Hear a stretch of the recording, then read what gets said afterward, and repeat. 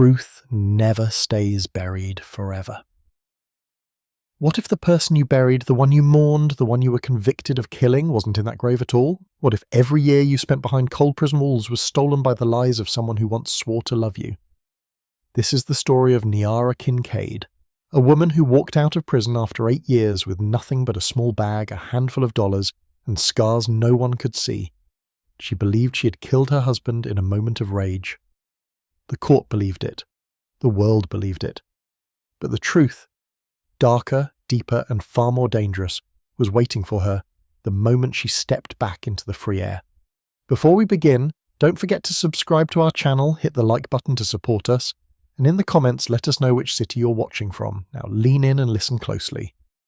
The iron gates scraped open, and Niara Kincaid stepped out with a canvas sack to her ribs and an envelope folded twice in her pocket. 8 years of stitching uniforms left her $130, 2 thin outfits, and a pulse that wouldn't settle. Sun hit hard, her eyes watered. She let herself think what she wouldn't say aloud. Life waits, but it doesn't call.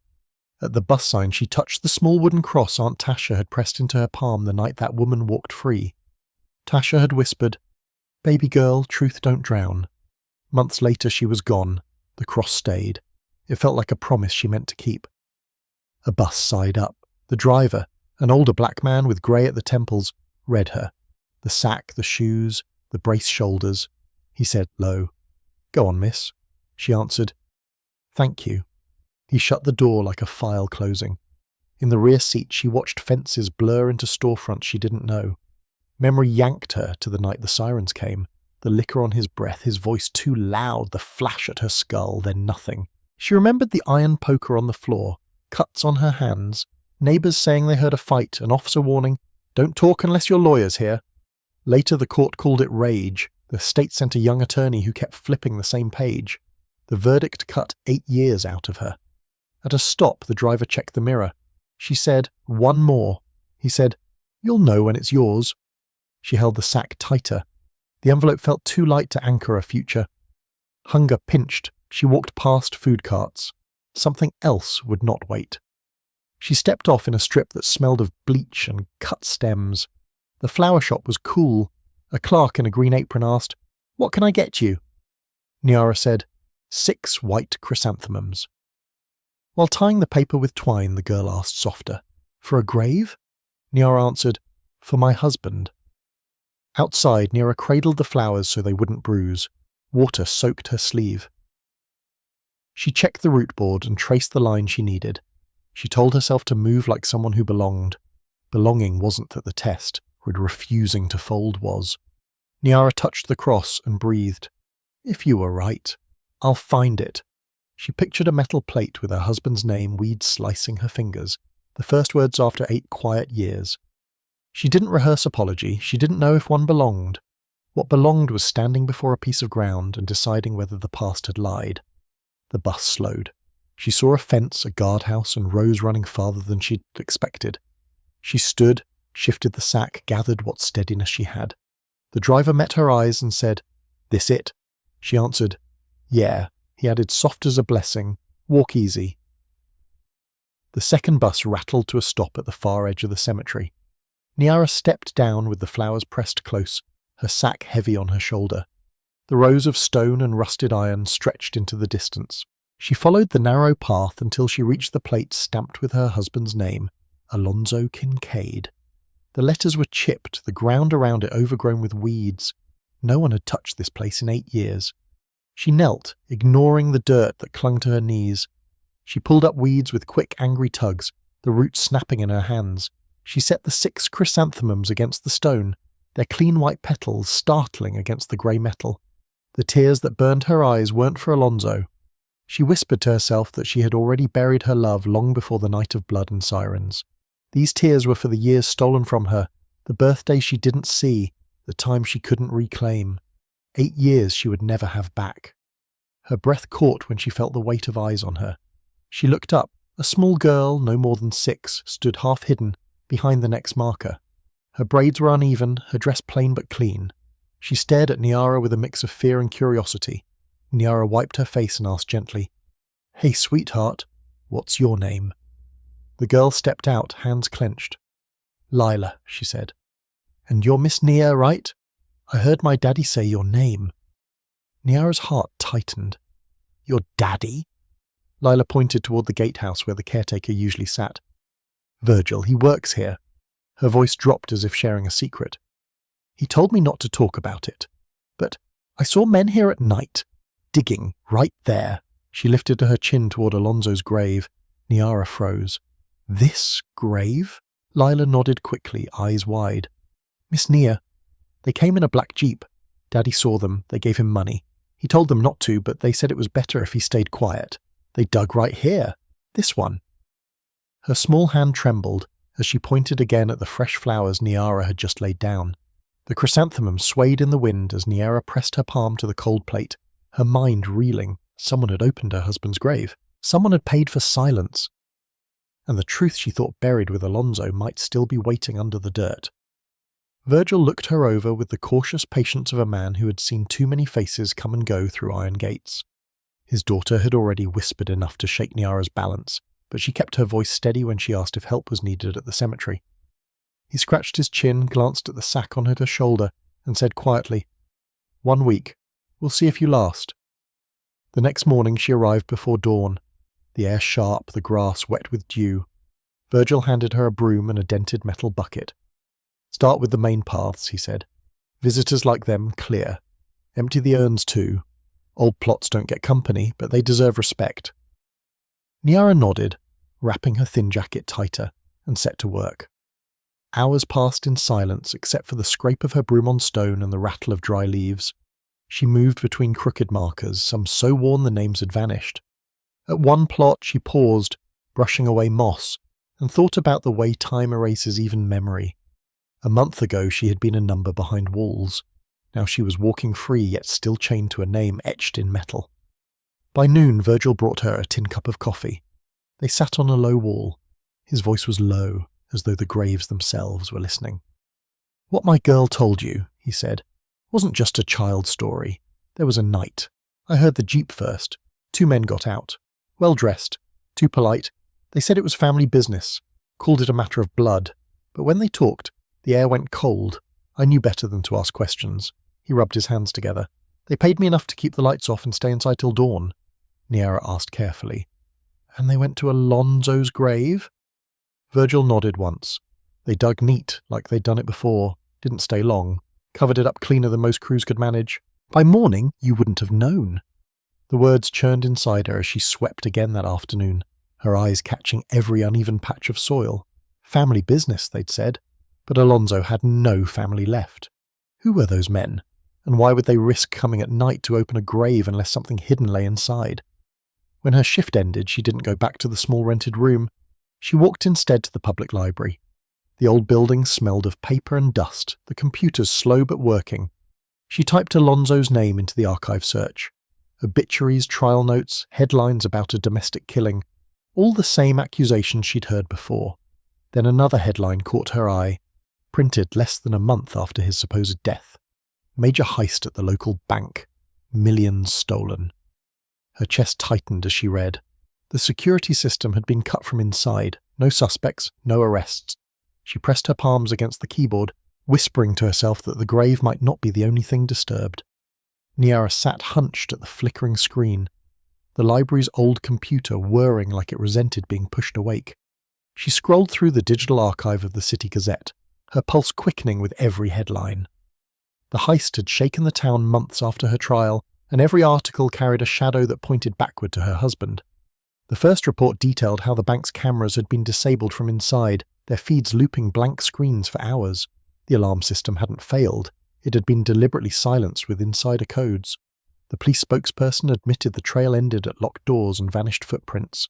Niara clenched her fists. It was too clean, too professional, and yet nobody had been caught. Another article described the stolen sum. Millions gone overnight, removed in neat bundles like groceries packed for a trip. There was no forced entry, no broken locks. Whoever had done it knew the system intimately. A name burned in bold print. Alonzo Kincaid, the respected branch manager, had died only weeks before. The piece framed him as a tragic figure whose absence left the institution vulnerable. She read the CEO's words aloud under her breath. If Alonso had lived, this would never have happened. The sentence struck like a blade. Scrolling further, she found a column that praised Alonso's efficiency, his spotless record, his careful management of accounts. A man devoted to order, they said, the sort who could calm anxious clients with a word. The irony stung. Those same words had once soothed her too, before the night she lost everything. Then came a smaller note, buried in a business brief. A man named Theo Vell, listed as a regular visitor to the branch, known for consulting on investments, though his official business remained vague. Witnesses had seen him often in Alonso's office during the final months. The article stopped there.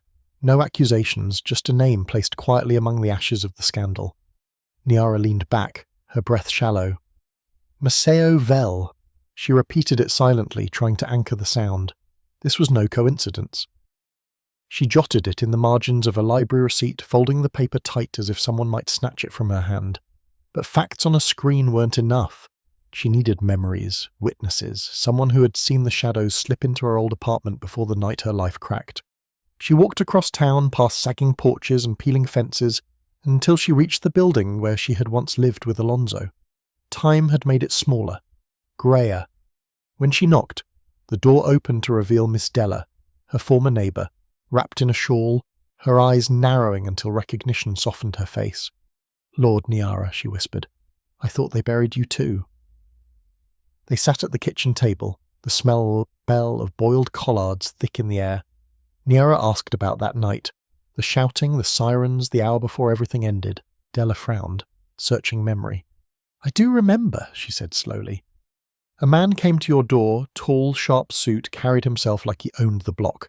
He didn't stay long, half an hour, maybe less. Then he left in a black jeep, dark windows." Niara's pulse jumped. "Did you see his face?" Della nodded. "Clear as day. He had a mark here." She tapped her cheek. "A mole, right under the eye. Couldn't miss it." Niara held the receipt with Maceo's name so tight the paper creased in her palm. The puzzle was no longer just theory. There was a face, a car, a name, and somewhere in that tangle lay the truth she had been denied. The week stretched into another, and Niara's hands grew calloused from the rake and broom.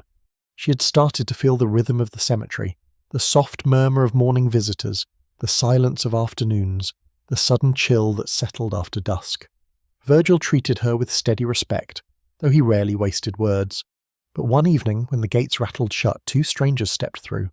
They didn't carry grief. Their suits were sharp, one man tall and thin with a dark mole under his left eye, the other heavier in a leather jacket that creaked when he moved. Their voices were polite, too careful. They asked questions not about the graves but about people, about Niara. Virgil stiffened, his knuckles whitening on the ring of keys at his belt. He said she was just a worker, nothing more. The men smiled as though they already knew otherwise. The one in leather murmured, "Family business, that's all. Tell her we'll be back." When they walked away, the air seemed colder, and Virgil's hands shook. The next morning, Niara found him pale in his cabin, sweating through his shirt. A half-finished cup of tea sat by the bed. His voice was hoarse as he whispered, "They came back last night. Said if I talk about the grave, about that night, Lila won't be safe." His eyes flicked toward the small back room where the girl was still asleep. Then he gagged, his body folding in pain. Niara rushed for help, but the doctor at the clinic only frowned and said the symptoms looked like poisoning. Virgil was sent to the hospital under watch, his daughter clutching Niara's hand with silent fear. That night, as Lila curled against her in the narrow cot, Niara faced her choice. She could run, leave the threats behind, and pretend the truth wasn't clawing its way out of the ground. Or she could stay, take care of the girl, and stand between her and the men with polite smiles that cut like knives. She whispered into Lila's braids, "I'm not going anywhere." But to stand against them alone would be suicide. Niara knew she needed someone who could dig deeper, someone who understood how to trace shadows. The name came back to her through half-forgotten whispers from inside. Odessa Pike, a woman who had once helped inmates find the holes in their cases. Ruthless, sharp, and unafraid of men who thought they owned the night. If Niara wanted to protect Lila and face the men with the mole and the leather, Odessa was her only chance. Odessa Pike did not waste time on pleasantries. She came into Niara's small rented room with a battered leather satchel, the kind that looked like it had lived 3 lives already. Dropping it onto the table, she leaned in close, her eyes sharp as a blade. "You wanted proof," she said. "I brought receipts." Niara's hands trembled as she opened the satchel. Inside were manila folders, stamped pages, photocopies that smelled faintly of dust and toner. The first file she pulled free was a set of travel records, boarding passes under the name Alonzo Kincaid, dates stretching weeks past the night he was declared dead. "Flights don't lie," Odessa muttered. "Somebody was moving around using his papers. Either a ghost learned to fly or your husband wasn't in the ground." The next set was worse. Bank transfers routed through shell companies, sums wired overseas in clean lines, signed not by Alonzo but by a second name, Alex Roman. The signatures were similar, practiced, almost mocking. Niara felt the blood drain from her face, but Odessa wasn't done. She slid across a photocopied protocol from the city morgue. "This," she said, tapping the header, "is the report on your husband's body." Niara leaned in. The coroner's name wasn't the one she remembered from court. Someone else had signed off. And under identification, it wasn't marked by family, but by business partner. Her stomach twisted. Partner? He had no partners. Odessa raised a brow. Apparently one showed up, claimed to know him well enough, brought paperwork that checked out, and that was enough for the coroner to release the file. Niara's eyes dragged lower down the page until they froze on a single line under distinguishing marks. Tattoo, anchor on chest, left side. Her throat closed. Alonzo had despised tattoos, had mocked friends who inked themselves. She had seen his chest 1,000 times, smooth, unmarked. This corpse wasn't him. It never had been. Odessa leaned back, arms crossed. "So you see, whoever's buried under that plate with his name, different man, maybe a drifter, maybe someone no one would miss, but not your husband." Niara pressed her hands to her temples. 8 years in a cell for killing a man who hadn't even been in the coffin. Her breath came quick and shallow. The grave had never been a resting place. It was a mask. Later that night, sifting through files Odessa left behind, Niara found a draft tucked between receipts. The ink was faded, but the words clear. "Through the years we'll return, we'll take from the grave what we left there. The papers will wait." Her fingers tightened on the page. It wasn't only a cover-up. Something was hidden under Alonzo's false grave. Something worth men in suits, in jeeps, in threats. The deeper Odessa dug, the less sense the world seemed to make. She laid the new pages across the table with the same calm she had when she spoke to judges or hustlers. Flat voice, but sharp enough to slice bone. "Your hunch was right," she told Niara. "The grave was opened more than once. Somebody was hunting for a package, maybe papers, maybe cash, maybe both. They didn't find what they wanted, or they took it and wanted everyone else to think the hole was empty." Niara stared at the photographs Odessa had procured, grainy shots from cemetery records. The soil around Alonzo's marker had been disturbed at least twice over the years, but the official log showed nothing. Only Virgil's frightened memory and a child's whisper told the truth. She rubbed her palms against her knees, her mind circling the same question. What could be hidden in a grave that was never real to begin with? Odessa flipped another folder open. This one showed bank ledgers, account numbers scattered across offshore havens. "The trail runs through a name you'll recognize," she said. Maceo Vell, the so-called consultant who used to drift into the branch. But Vell wasn't moving solo. He wired funds through a woman named Lana Kaz, former chief accountant at the same bank where Alonzo worked. Money left her hands and landed in companies tied to Caribbean shells. The names bled together like smoke, but one rose above the rest, Reginald Fairweather. Once the smiling CEO quoted in the paper mourning the loss of his best manager. Now, Odessa explained, he was living large on the Caymans, buying villas and yachts under the flag of consulting. The timing was too clean. He resigned just months after the heist, by mutual agreement. Niara felt a bitter laugh rise in her throat. They had buried her life while they bought theirs back with stolen millions. For 8 years she rotted in a cell, while Fairweather sipped rum on the deck with ocean winds in his hair. But names on paper were not enough. She needed Alonzo. Alive or not, he was the hinge. If he lived, he had the answers. If he was dead, somebody else had stolen his face. Odessa reached into her satchel one last time, producing a slip of paper with a Florida area code scrawled across it. "This," she said, "belongs to the owner of a restaurant down south. The name on the license is Alex Roman. Guess what? His passport photo lines up with your husband's driver's license. Just a little older, a little darker from the sun." Niara's breath caught. Alonzo had another life, another name, and he wasn't hiding in shadows anymore. He was running a business, serving tourists plates of fried fish while she carried the weight of his grave. Her hands tightened around the slip of paper. This was it, the chance to hear his voice not as memory, not in court transcripts, but alive on the other end of a call. Niara sat with the number on a slip of paper for hours before she dialed. The hum of the line nearly drowned her heartbeat, and when a man finally answered with the casual tone of someone running a business, her throat went dry. She whispered, "Put Alex Roman on." There was a pause, then a different silence, heavy and familiar. The same rhythm of breath she had heard beside her for years. The voice came cautious. "Who is this?" She swallowed hard. "You died for the court, but not for me." The line held nothing but breathing, then the faint scrape of a chair. He muttered, "Niara?" She closed her eyes. The name tasted like rust. "I know who you are. I know what you did. And I'm holding what you care about most." She dangled the lie with as much steadiness as she could. "The documents from the grave. They're mine now. You want them, you meet me. And you'll bring me one thing, your signature, your written confession that you staged your death." He cursed under his breath, voice cracking with anger.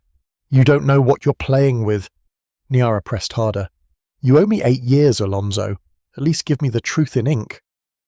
They agreed on a crowded mall cafe, daylight, cameras everywhere. Niara arrived early, Odessa hidden nearby with a phone ready to record. When Alonzo walked in, she almost forgot to breathe.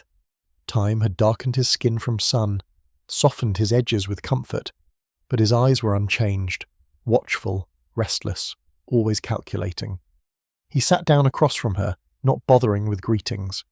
"Show me the papers," he demanded. Her voice was cold steel. "You first. Admit it." He leaned in and whispering harshly. "Letters you've got, they're not mine. I never wrote about hiding anything in that grave. I never left documents there." His denial rattled her more than his presence. For years she had built her sanity around the belief that something had been planted beneath the dirt.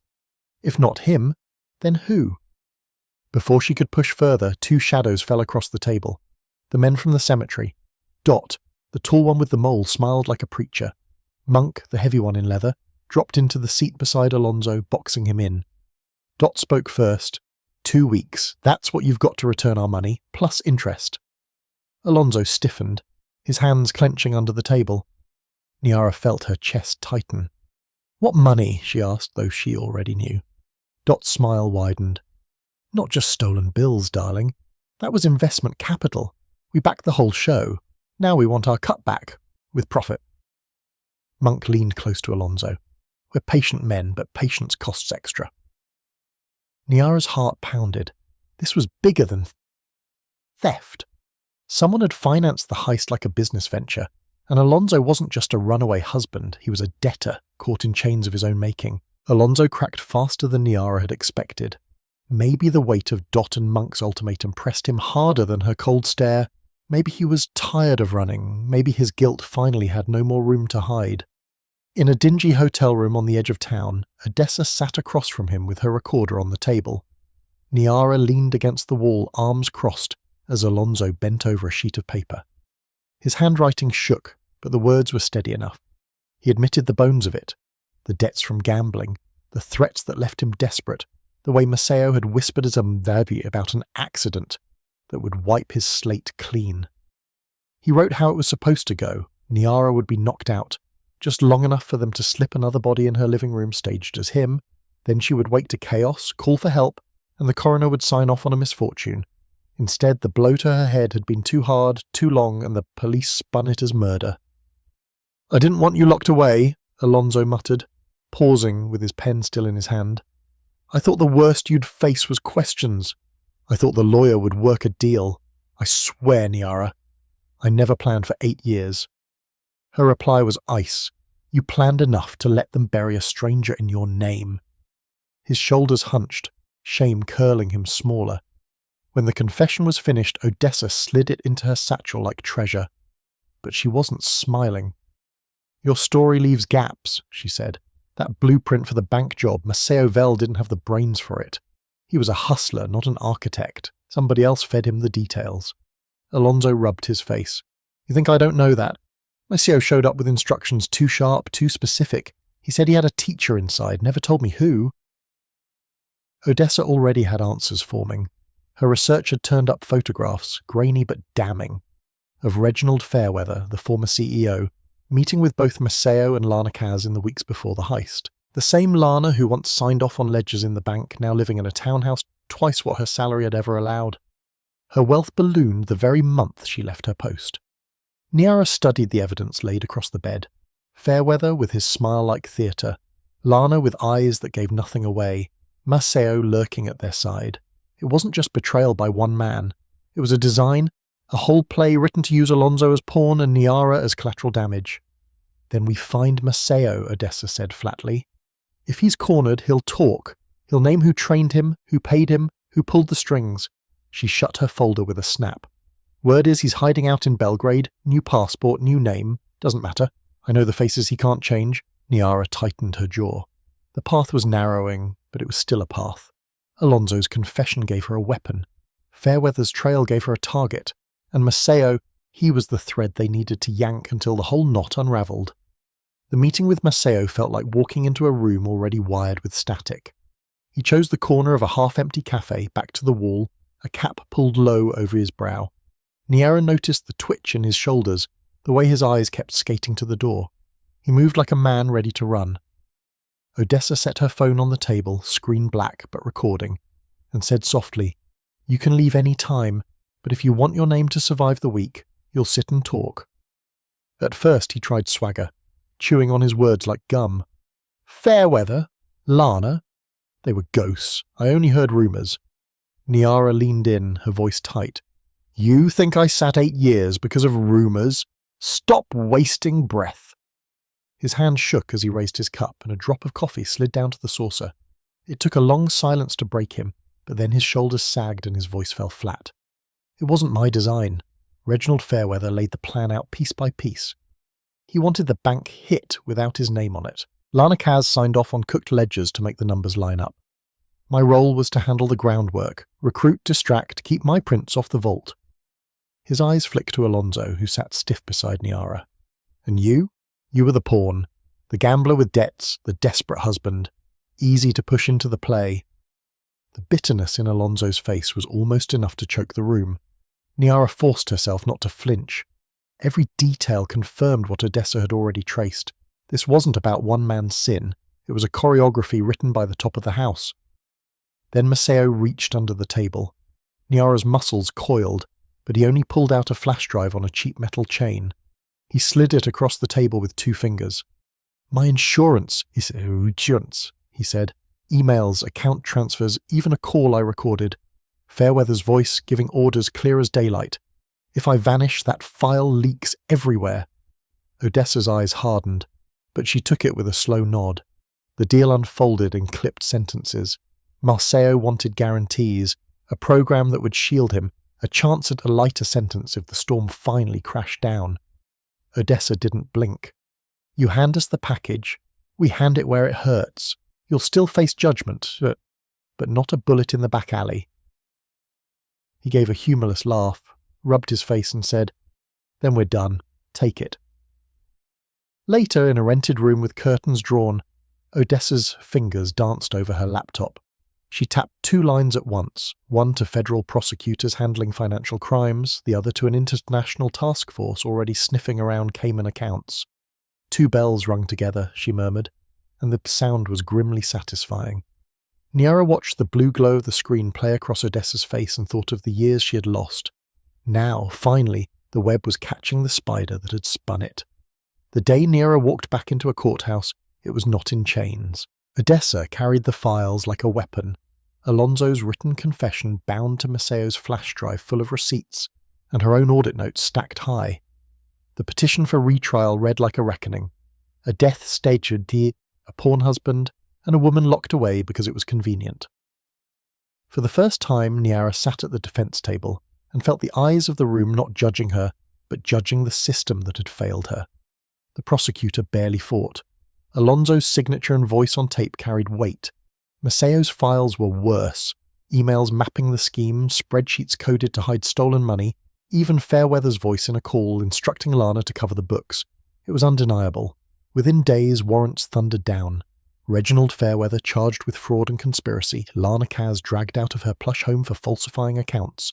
The names that once lived untouchable in the bank's offices were now inked in black on federal orders. And with the master's court, the shadows scattered. Dot and Monk, who once pressed close at cafe tables, seemed to vanish overnight. They were muscle without a master, their leash snapped. Rumours swirled that they left the country. Niara did not care. Her fight was not with ghosts, it was with the truth itself. When the judgment finally landed, the words almost didn't feel real. The conviction against Niara was vacated. 8 years wiped clean by ink on a judge's page. She was declared innocent, the victim of fraud as much as the bank itself. The court acknowledged the years stolen and ordered compensation for each one. The sum announced was large enough to stagger her, but no number could measure the nights she had counted concrete cracks in her cell. Outside the courthouse, a crowd waited, reporters shouting questions, strangers holding signs about justice. But Niara only looked for one face, and she saw it. Virgil, frail but upright after his long stay in the hospital. His little girl Lila spotted Niara first and broke free, running across the steps. Niara bent low as the child wrapped her arms around her waist, whispering through tears, "You promised you wouldn't leave." Niara held her tight and said softly, "And I kept my word." Later, when the check for compensation came, Niara sat at a plain kitchen table and stared at the paper. The amount could buy her a new life anywhere. But her thoughts ran to the women she had met behind bars, voices still unheard. She walked into a lawyer's office the next day and signed over part of it to seed a foundation, named, with intention, The Last Word. A place where others wronged by the system could find fighters, proof, and maybe freedom. For the first time in years, Niara's chest felt light. The truth had risen, not just for her, but for everyone still waiting to be heard. A year later, Niara stood before a headstone that finally bore the right name. The words etched into the stone told the truth at last. A sailor who had vanished, a son whose mother had waited decades for news. That mother had come weeks earlier, frail hands pressed against the granite, tears sliding down her face as she whispered farewell. Niara had stood a few steps back, giving space but knowing she had helped return a piece of dignity to a family that deserved it. She placed fresh flowers now, not as an act of grief but as a promise that forgotten lives could be restored. Her days no longer revolved around survival, but around work that carried weight.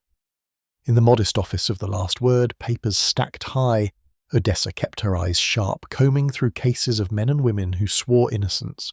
She had built a rhythm of checking files, cross-referencing details, never letting fatigue slow her down. Maceo, stripped of swagger, now spent long hours in that office too, speaking into recorders, naming names, unravelling webs that stretched further than any of them had imagined. Each testimony cut another knot in the rope that had strangled so many.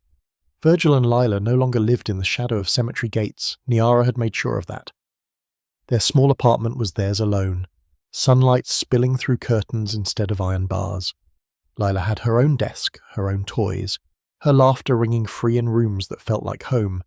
Virgil moved slower now, scars from his poisoning evident, but he smiled easier, his eyes softer when he watched his daughter grow without fear.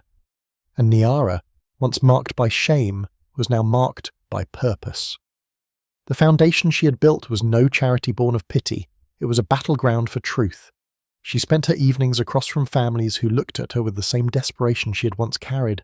Each folder she opened was another chance to drag hidden lies into the light. On a late autumn afternoon, a man approached her as she packed away files. His voice cracked with the weight of hopelessness. "My wife is in prison for something she never did." Niara met his eyes, steady and calm, and pulled a chair out beside her. She set a fresh folder on the desk, clicked her pen, and said only, "Tell me everything." The man began, his words stumbling, but she listened as though every syllable mattered. For Niara, freedom was no gift from the system that had broken her. It was carved from pain, stitched back together by her own hands and the hands of women who refused to let truth rot underground. She had been stripped of nearly a decade, but she was building something stronger than revenge. She was building a road others could walk to reach their own second lives. And in the quiet of the office, as Odessa read through another file and Maceo rubbed weary eyes, Niara glanced at a document that had slipped loose from Lana's old correspondence. A single line, overlooked until now, caught her attention.